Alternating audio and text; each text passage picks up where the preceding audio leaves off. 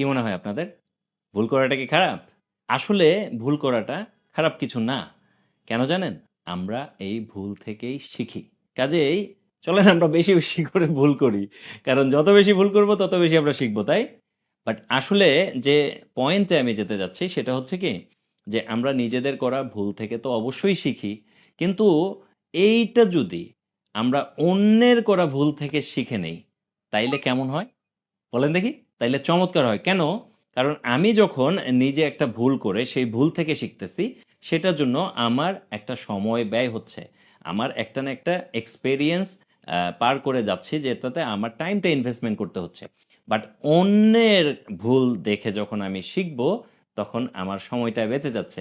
আর সময়টা কত মূল্যবান জানেন? আপনি ধরেন আপনার একটা গাড়ি লস্ট হইলো, অ্যাক্সিডেন্ট করলো। আপনার টাকা আছে, আপনি গাড়ি কিনতে পারবেন। অথবা টাকা আপনি স্টক মার্কেটে লস করেছেন। আজকে লস করেছেন, কালকে আপনি টাকাটা আবার নতুন করে হয়তো আর্ন করে ফেলতে পারবেন। সামহাউ এটা ম্যানেজ হয়ে যাবে।